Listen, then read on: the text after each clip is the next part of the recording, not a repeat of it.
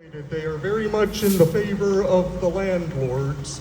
There is little to no protection for tenants, there is very little to hold landlords accountable. And on top of that, the prices of housing, of whether you want to own a home or you just want to, or you're just tenant renting, the prices are not getting any lower. They are still skyrocketing. I'm living with my mom because in her townhouse, because with what I make right now, working at the hospital as a casual patient porter, that's I would not could not afford rent in for any place around in this town at the moment. And so so many of us are in precarious situations, and the BC government, they know, and the local governments, they know what the solutions to this housing crisis is, but unfortunately, and a person I met who studied the housing crisis, they said that, and I agree with this, what it ultimately comes down to is that they're cowards. That's right. The municipal, the provincial governments, they're cowards. They're too afraid to do the right thing because they're afraid of upsetting the rich people and their ability to make profits. That's right. Woo. Yes. Shame. And in the end, what is happening now is what we're in is a class conflict between the rich corporate landlords and us working class people.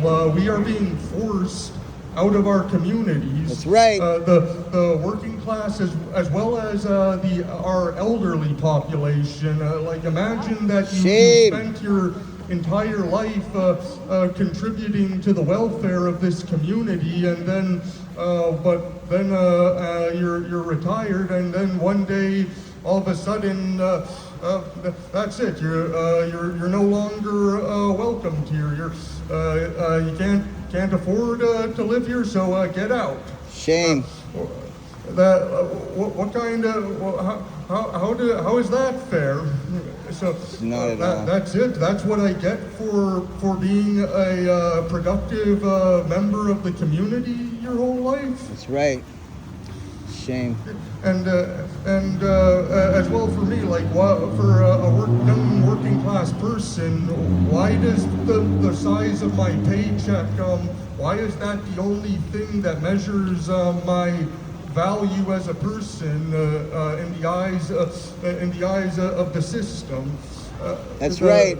What about the contributions that I make to the community in regards to my social connections, the friendships I make, like what I mean to my friends and coworkers, to the people in general in my community,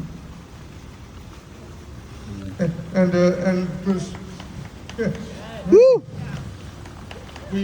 And so the BC government seems to forget that a community cannot exist with just landlords. That's right. They do not make up a community. Working class people make up a community. That's right. And we can't have working class people in a community if the community is unaffordable. Yep, that's right. And ultimately we are being treated as disposable, and this is completely unacceptable. Exactly, it's unacceptable. And I know it's today is the 25th, and in the next few days we're going to have a federal election, and at the moment, according to the polls, last time I checked, it looks like Mark Carney and the Liberals are going to win. And I've heard on the news, Carney and the Liberals, they say that they are going to implement a housing building program like the one implemented at the end of World War II in Canada. Shame. But this is just seems to be another way of increasing supply, the supply of housing, and supply does not automatically equal affordability. That's right. It is just it's another way of just relying on the market to balance itself out, but the market, as we all know, is unpredictable, at times chaotic, precarious, and the main motive is not people's welfare; it's profit for That's the right. market. The market cares about profit. That's right. Shame. And so it's very important, like, for us to keep watching, because it's very important to wait and see.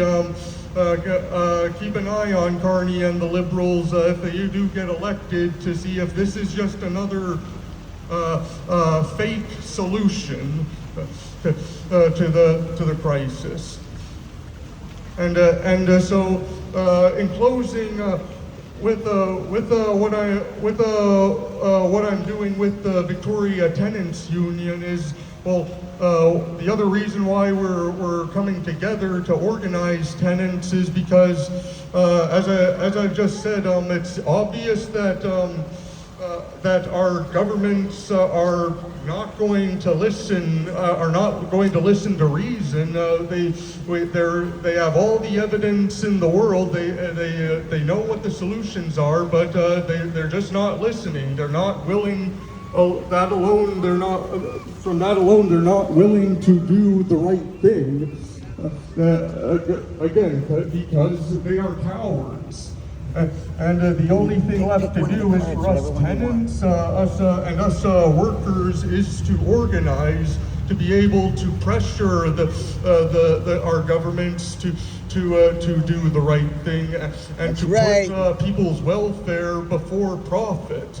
That is the only way that we have ever been able to achieve the rights we have today. The 8-hour workday, the minimum wage, that was never achieved because we just asked nicely. It was because we organized and used our collective power to be able to withhold our cooperation from the bosses.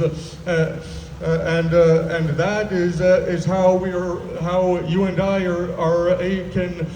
can force our government to put people before profit and to fight back against unfair treatment from corporate landlords, because we are not disposable. That's right. Right on. They're safe from the cold night air.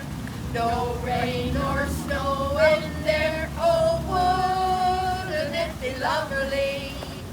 One of those condos would do for me. Warm and cozy and not one flea. But they're for millionaires and not for folks like me. Tourists come, they have lots of bucks. We live here, but poverty sucks. I guess we're out of luck, and no one has an answer for millionaires and not for folks like me. There's this promise of social housing in the next few years. Forever. Maybe they hope that in that time we'll disappear. It's cold at night and my blanket's thin. Buildings stand empty but you can't get in. Try parks, they'll run you in, and no one has an answer. Tourists come, they have lots of bucks. We live here, but poverty sucks. I guess we're out of luck and no one has an answer.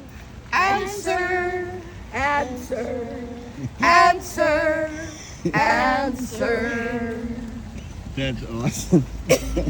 Woohoo! That's awesome. I love that rewrite. And you are really loud. It's awesome. Allison's song. Yeah, That was an Allison. yeah, I love that one. And this is Leslie Robinson. Oh, awesome. Yeah. The city is changing, the housing's rearranging, gentrification is the plan. Fancy housing is constructed after tenants get evicted, treated like we're lesser than.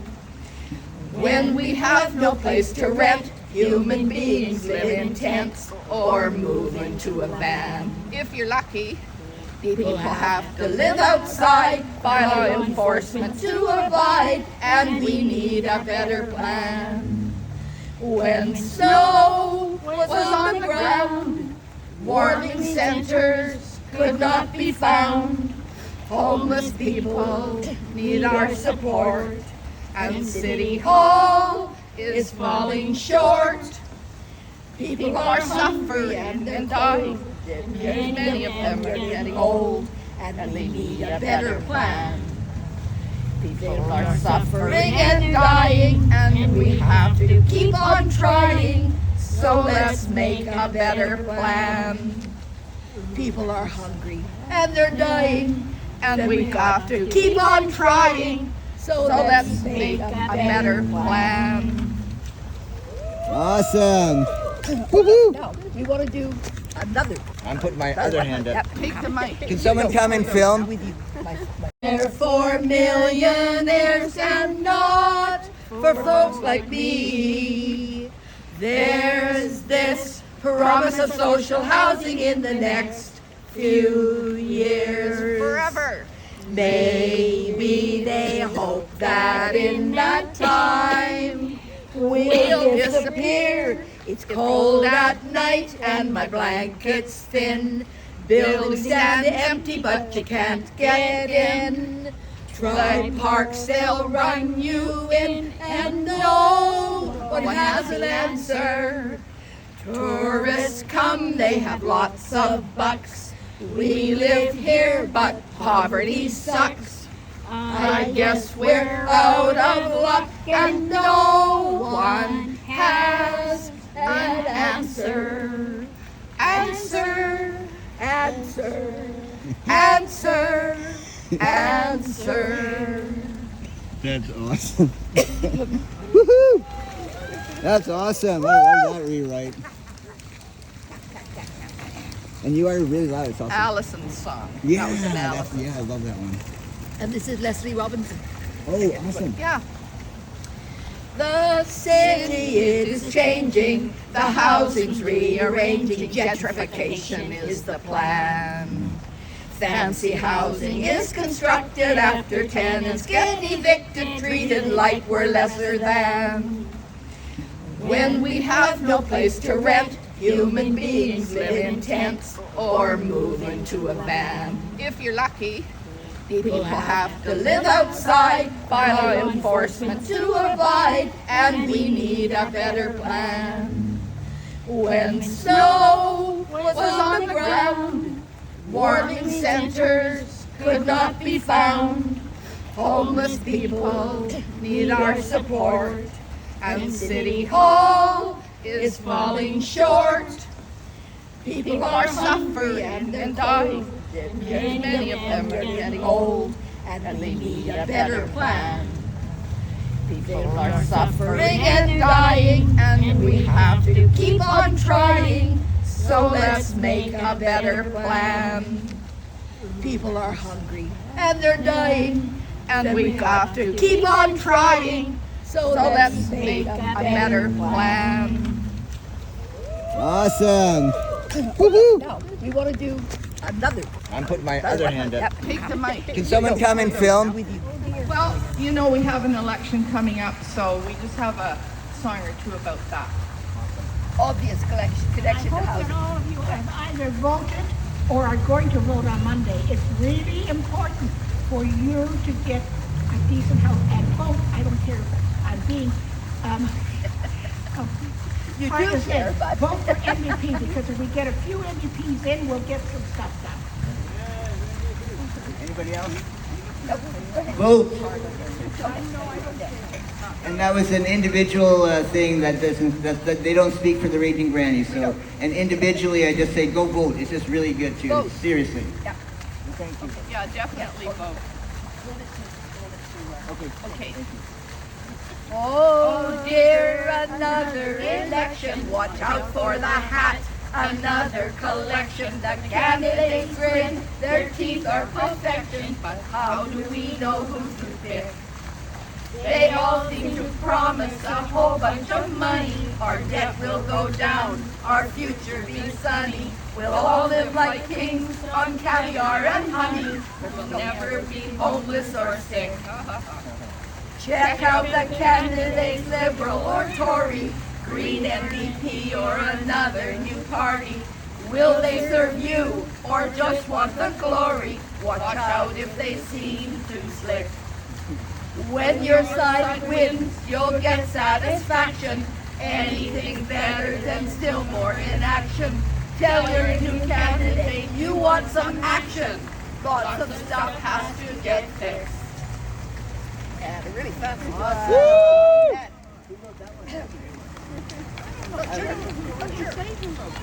But Elizabeth wrote this next one. Elizabeth. Take me out to the poll booth. I've a ballot to cast. Think of the issues and what they say. Then decide if it's yay or it's nay. It won't make such a big promise. You must think for yourself. So get up on your feet and go vote, vote, vote. That's awesome. That's awesome. Thank you so much. Like it's so much to come out right now, and it really means a great deal to me. And I really miss Allison. Her spirit was here. Allison Acker. A lot of people don't know, but she passed away, and we've had a celebration of life. And I still have some of her ashes. If people want, because we organized that. So, and there's a thing that she wanted for her ashes. So, but I'm about to phone Hani, and Hani's from the Unitarian Universalist Church. She couldn't come today because she's sick, but and I need my phone back, so we can pause now. And maybe someone else can use their phone.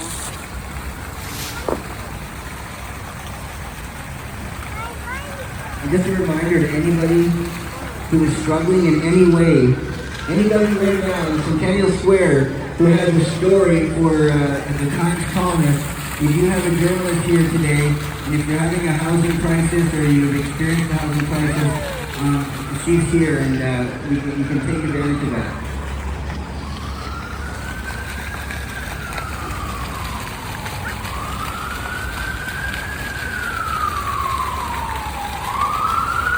So I'm about to introduce Hani, and I was going to introduce her, but I'm going to let her introduce herself because I don't know if I can read and record at the same time.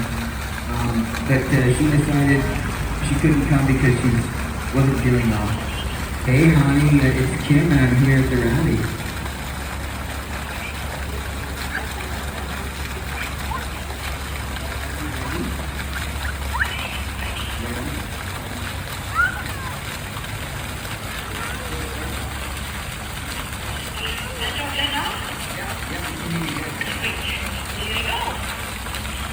I must regret that I cannot be with you in person.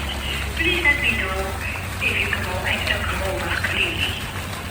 Did you hear me clearly? Yes, very good. Okay. My official name is Johanna Wilhelmina Pannenkoek. I'm older name Hani. I was born in the Netherlands and I've lived in Canada for 64 years. I would like to thank Kim for initiating this rally and for inviting me to be one of the speakers. And my warm thanks to all of you who have stood up on this early Sunday morning.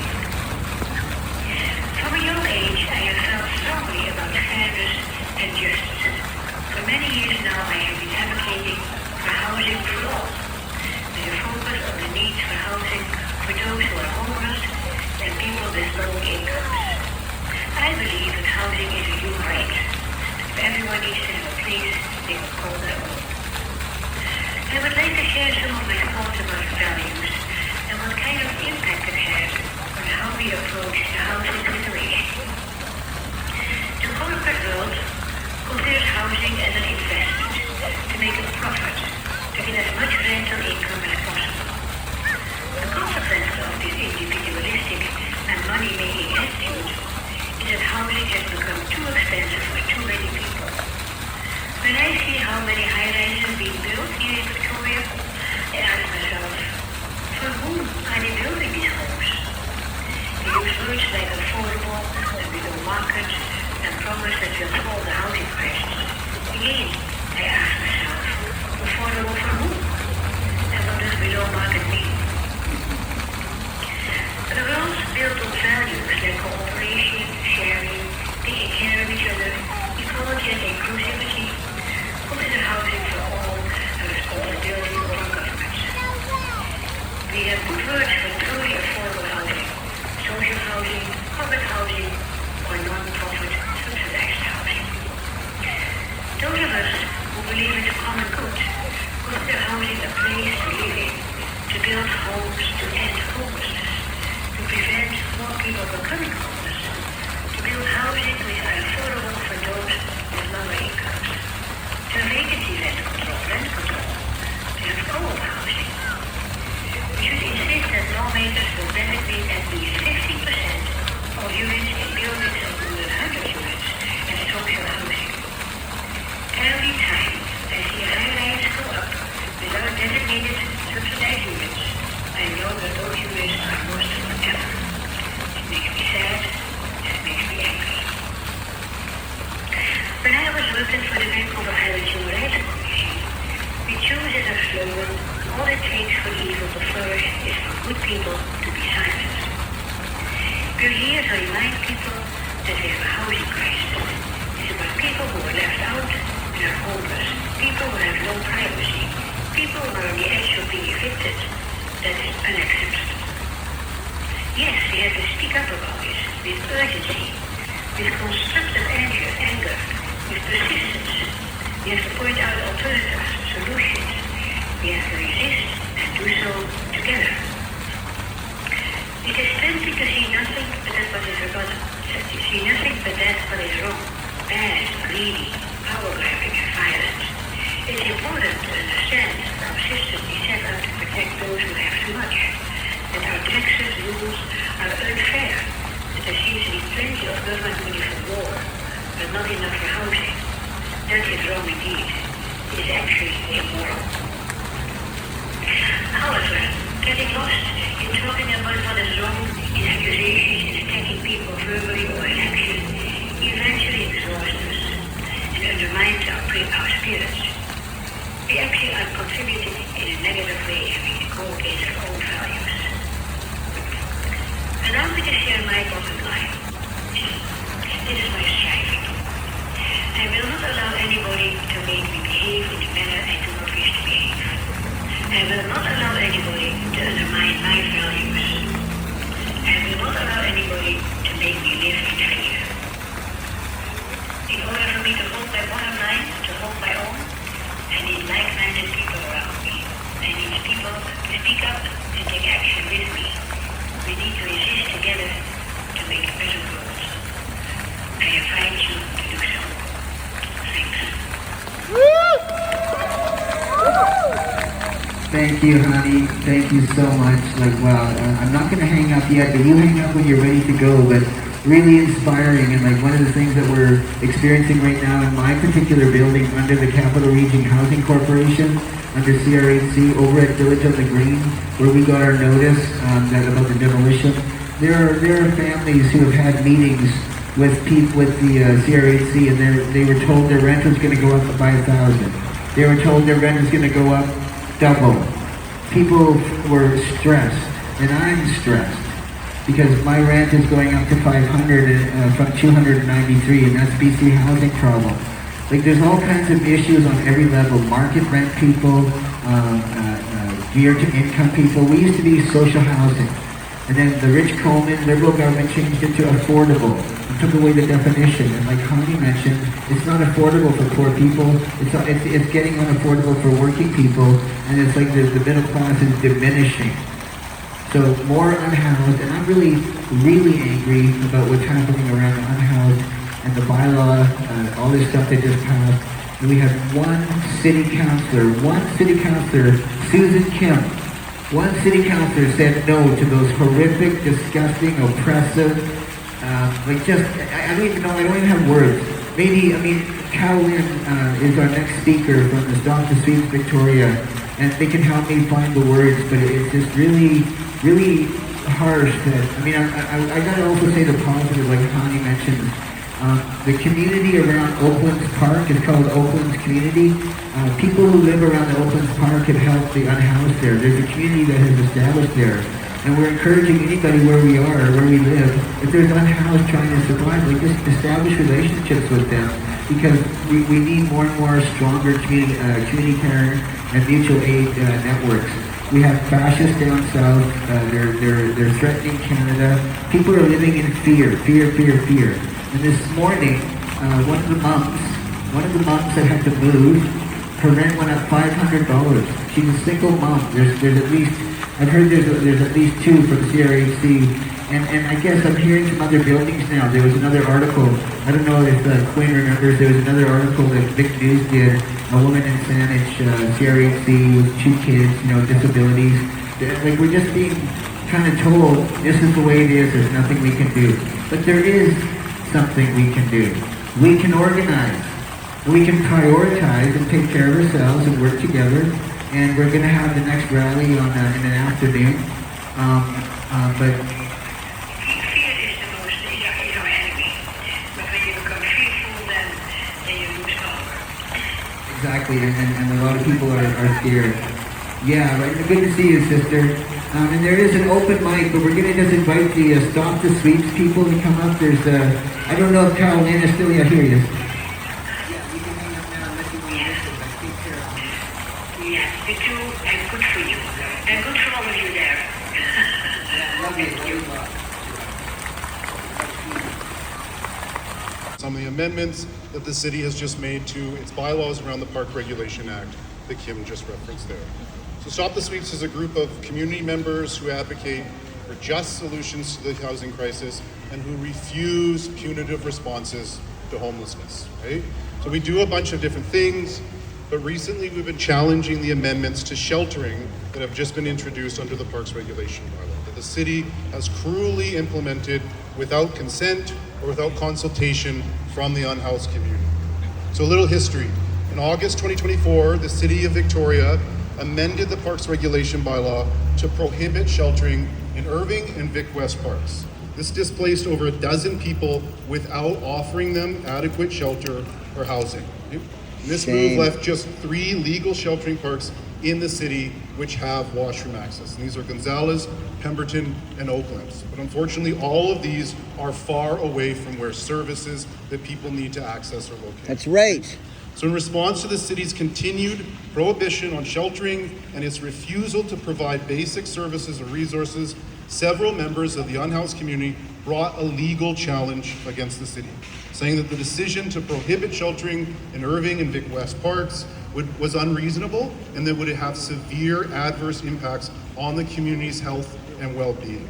So in an attempt to avoid litigation, last month, the City of Victoria proposed large amendments to the Parks Regulation bylaw, which attempted to retroactively rationalize these harmful and frankly deadly bylaw changes.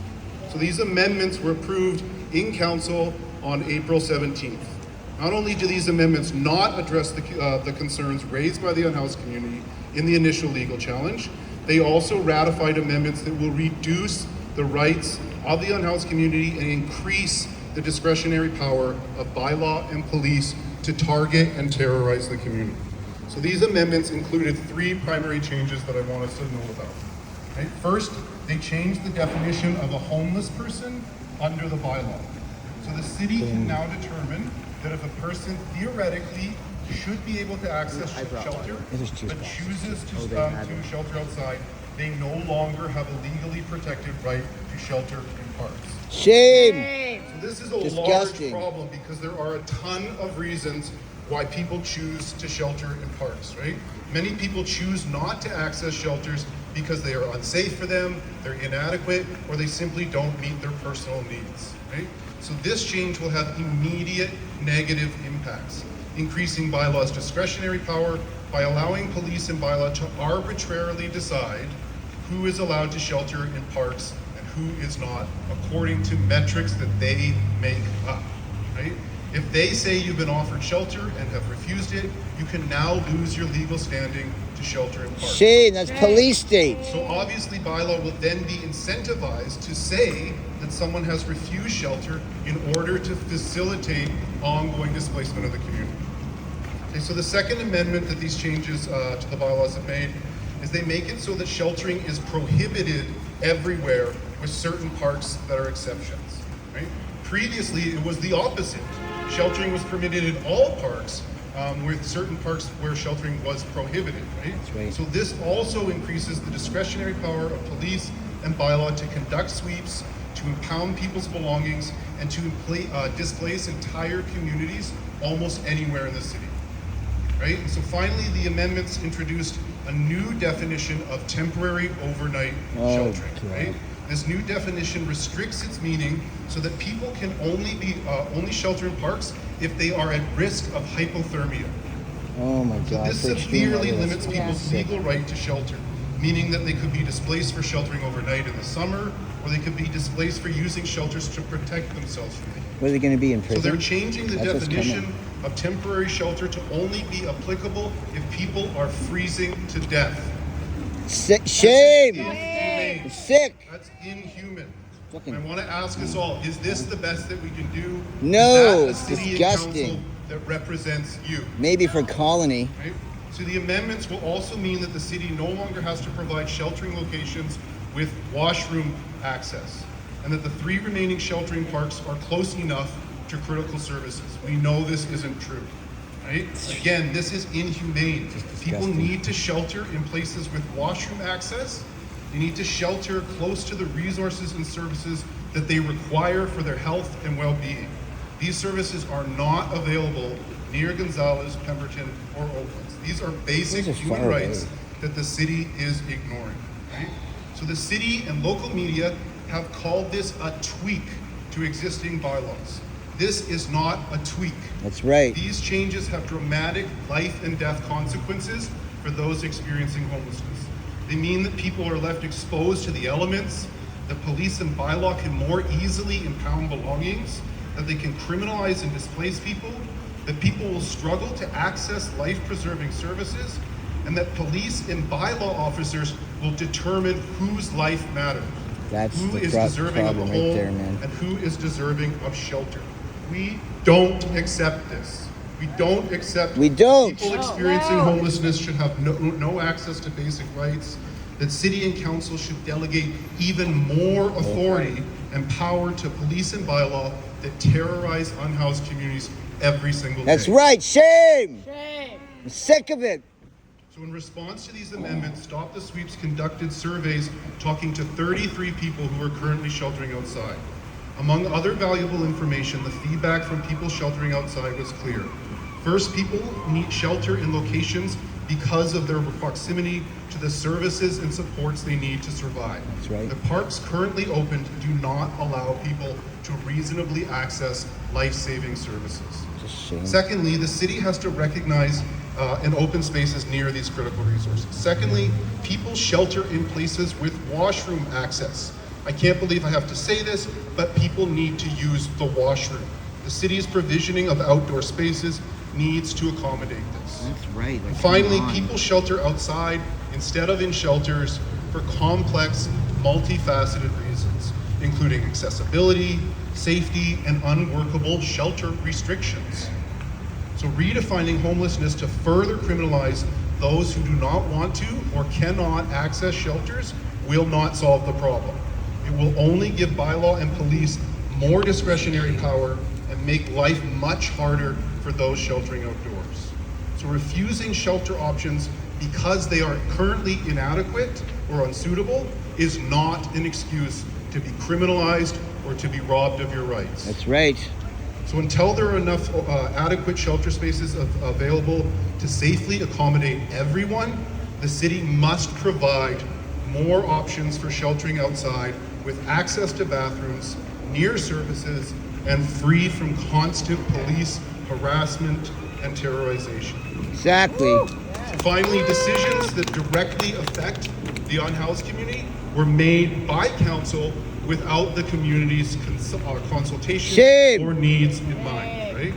So members of the community were absolutely clear in these surveys that amendments to the Parks Regulation Bylaw should only be done after meaningful consultation with those that they impact the most, the unhoused community. That's right. This did not happen. So we are asking City Council, when will you begin consulting the people whose lives you are harming with your policies? When will you stop policing and terrorizing the community and seek more just solutions?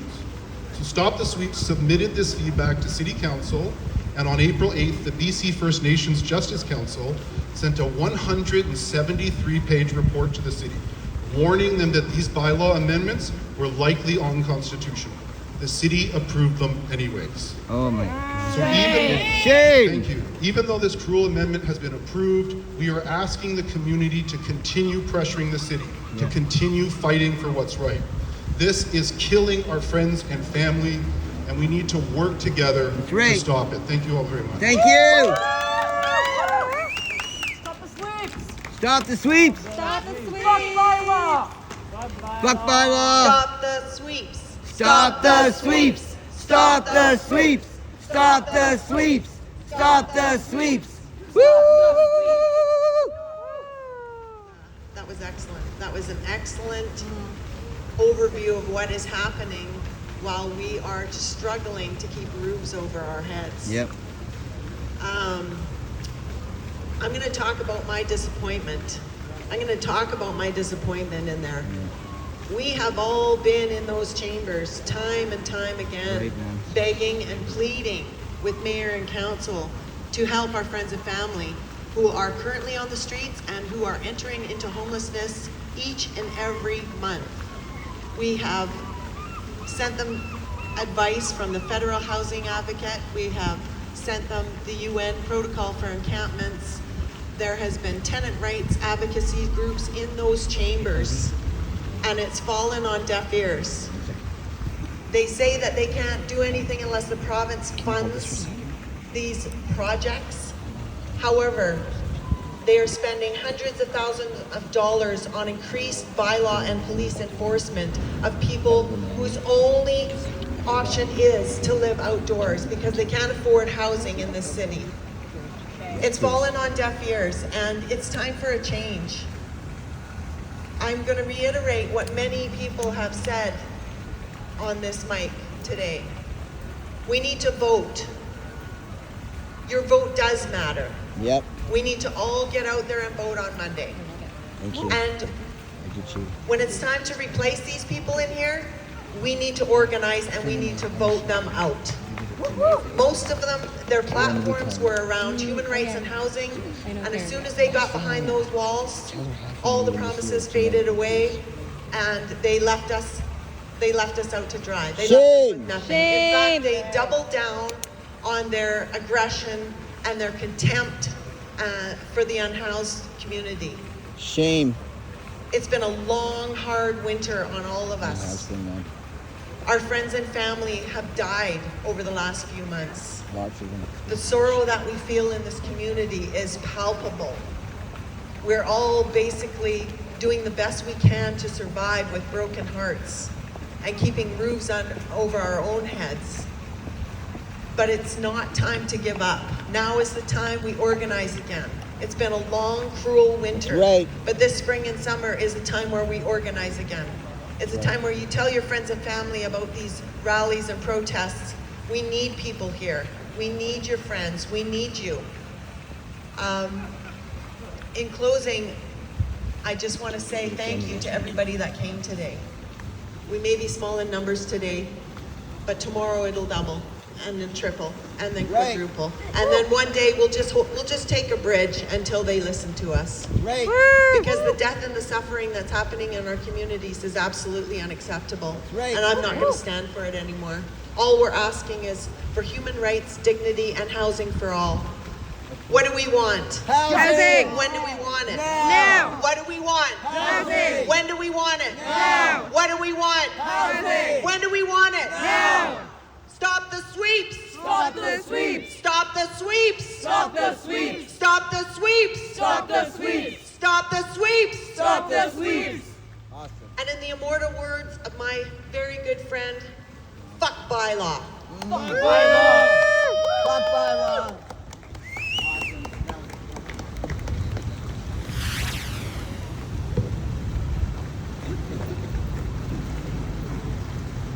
Okay, we're just going to wrap up with intersectionality. So some people have asked, what does that mean, stop the sweeps? Are we supposed to stop sweeping the kitchen? Are we supposed to stop sweeping our front porch? No, we're supposed to stop telling unhoused people who are trying to survive homeless, we're supposed to stop telling them to move. And so what happens is the bylaw and the police and city workers come and they actually remove the unhoused and they make them move. Under duress. Sometimes they even put that yellow caution tape, like as if a crime has been committed. No crime has been committed. They're just unhoused. Canada creates poverty. It legislates poverty, and then it criminalizes the poor. Canada supports a genocide in Palestine. Those Palestinian people have had fences go up around them. Do you see those fences coming up around our unhoused? Since 2016, do you see those? In Palestine, their whole lives have been fenced. And it moved from being fenced to open prison, open air prison, to the current genocide. This is just the reality. And I know that we're not supposed to talk about the facts, but like the Grannies sang and other people said, we have to tell the truth. We have to speak up.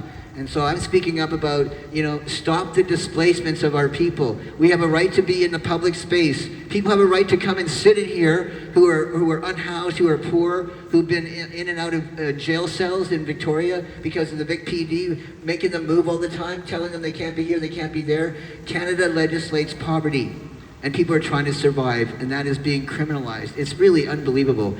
I was trying to talk about that today, trying to explain to people about, go and look at Pandora. People have been fenced that way before the construction needs. HML construction started coming in. These are people who work with, sites where there's chemicals or something, you know what I mean? Hazmat crew. That's who the government of BC sent in to help people on Pandora in 2020. The hazmat crew and the police. Oh, and there was sometimes a BC housing worker. But anyways, we do need to make the intersectionality understand what that means, and people are. There's people in housing in Oak Bay who are struggling, who are struggling with black mold in their homes. So there's a movement growing, and I just want to pump. There's a fella right over here who spoke, Quinn, and he's got a clipboard. We don't usually have a clipboard out because it looks a bit weird. But if you want to sign up for the Victoria Tenant Union, please do so, and it means that you can join the Zoom meetings that happen once a week. If you are a renter, you're eligible to join the Victoria Tenant Union. I just want to end with one other thing. One of the people who was at CRHC, who got the notice, they went in early with their meeting. They have a big family, they're a very sweet family, and they were told their rent was going to double, going over almost $3,000, right? Well, they were just like, fuck it, pardon me, but we should just buy a house. People were like, yeah, you should. Whoa, that's too much for rent. So they bought a house, and now their mortgage is going up to $4,000. So they're really trying to get everybody on every level. Now that family's in a situation. So they were going to try and come to this today. A lot of the people were going to try and come, but a lot of people are not feeling well. So please sign up for the Victoria Tenant Union. We're gonna end here with some music that we played on the other side, and say hello to each other and go home. And thank you, everybody. I really appreciate everybody coming. I need a tall person to come and turn down the volume and take the mic out.